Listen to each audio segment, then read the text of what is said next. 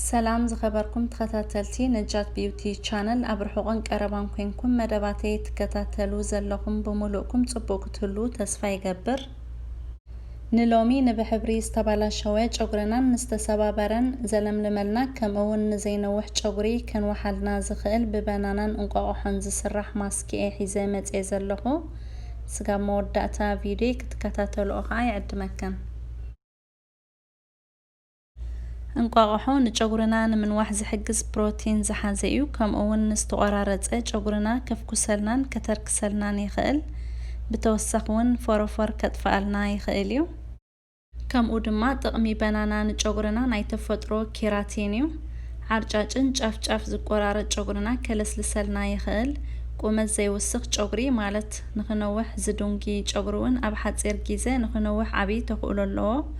ጨጉርና ንኸይመዛዘዝ ውን ከትሮሮን ዝያዳ ጥዕና ዘለዎን ክኸውን ይገብሮ ነዛ ናይ ሎሚ ጠቃሚት ማስክ ንኽንሰርሕ ዘድልዩና ነገራት ከኣ ክልተ በናና ሓንቲ ብጫ እንቋቁሖ ክልተ ማንካ ጣውላ ዝኾነ ንጥቀመሉ ዘይቲ ከምኡ ድማ ክልተ ማንካ ርግኦ ከድልዩናዮም ኣነ ዘይቲ ዘይቱን ተጠቂመ ኣለኹ ዘለክን ትጥቀማሉ ዘይቲ ክትጥቀማ ትኽእላ ኢኸን ኩሉ ብሓደ ሓዋዊስና ኣብ ናይ ኮሚደረ መጥሓኒ ጌርና ክንጥሕኖ ኢና ብማንካ ወይ ብፋርኬታውን ክንጭፍልቆ ንኽእል ኢና ጨጉርና ክንሕፀብ ከለና ምፅራይ ከይኣብየና ግን ብማሽን ኣፀቢቕና ክሬም ስጋብ ዝኸውን እንተጢሕናዮ ዝሓሸ እዩ ክልተ በናና ክልተ ማንካ ዘይት ዘይቱን ሓንቲ ብጫ እንቋቁሖ ከምኡ ድማ ክልተ ማንካ ርግኦ ኣእቲና ብሓደ ሓዋዊስና ክንጥሕኖ ኢና እዚኣ ዓቐን እዚኣ ጌርያ ዘለኹ ከም ብዝሕን ቁመትን ጨጉርና ክንውስኸሉ ንኽእል ኢና ኩሉ ብሓደ ሓዋዊስና ኣብ መጥሓኒ ናይ ኮሚደረ ክሬም ስጋብ ዝኾነልና ኣፀቢቕና ክንጥሕኖ ኢና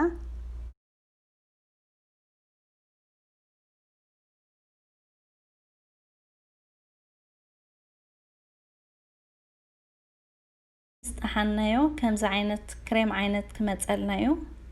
ካብ ቆርበት ርእስና ስጋብ ጫፍ ጨጉርና ኣፀቢቕና ክንለኽዮ ኢና ኩሉ ጨጉርና ኣተርኪስና ከምኡውን ቆርበትና ብምሉኡ ክንለኽዮ ኣለና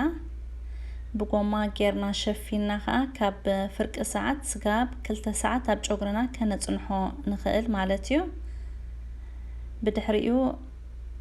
ክንሓጽቦ ኢና መጀመርያ ብማይ ጥራይ ጌርና ኣጽሪና ብድሕሪኡ ሻምፖን ኮንዲሽነርን ንጥቀም ማለት እዩ እዛ ማስክ እዚኣ ኣብ ሰሙን ሓደ ግዜ ክንጥቀመላ ኢና ኩሉ ሰሙን ብተኸታታሊ እንተተጠቂምናላውን ኣዝዩ ውፅኢታዊ ይኾነልና ማለት እዩ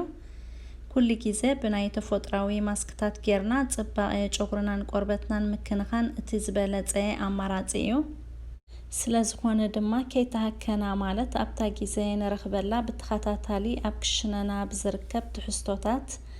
ንጨጉርና ዝጠቕመና ማስክታት እንዳዳለና ጽባቐን ጥዕናን ጨጉርና ንሕሉ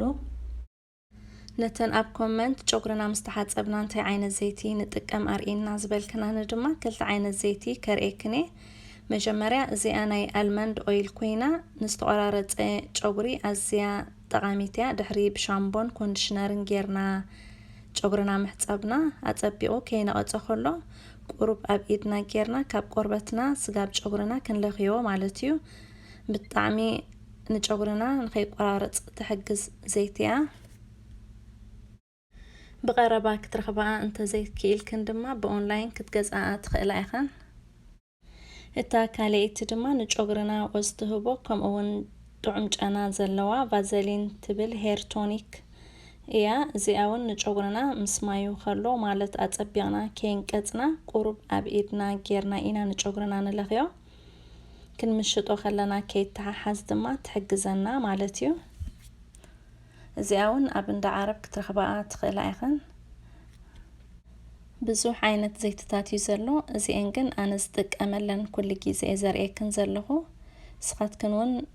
ናይ ግድን እዚአን ኣይኮንክን ክትጥቀማ ዘለክን ዝረኸብክን ዝተመርኪስክን ማለት እዩ ክጠቕመክን ከዓ ተስፋ ይገብር እዛ ናይ ሎሚ ቪድዮ ጠቃሚት ክትከውን ተስፋ ይገብር ጠቃሚት ኮይና እንተረኺብክን አውን ላይክ ኣይትረስዓ ከምኡውን ኣብ ኩሉ ንክትበጽሕ ኩሉውን ክትጥቀመላ ምስ መሓዙትክን ሼር ክትገብርአ የዘኻኽረክን እቶም ንቻነለይ ሓደሽቲ ዝኾንኩምን ሳብስክራይብ ብምግባር አባላት ናይ ቻነለይ ክትኮኑ ከምኡውን ንቐጻሊ ተኸታተልቲ መደባተይ ክትኮኑ ብኽብሪ ይዕድመኩም ቻነለይ ንክትዓቢውን ሞራልኩምን ተሳትፎኩምን ኣይፈለየኒ እንዳበልኩ በኻልእ ቪድዮ ስጋብ ንራኸብ ሰላም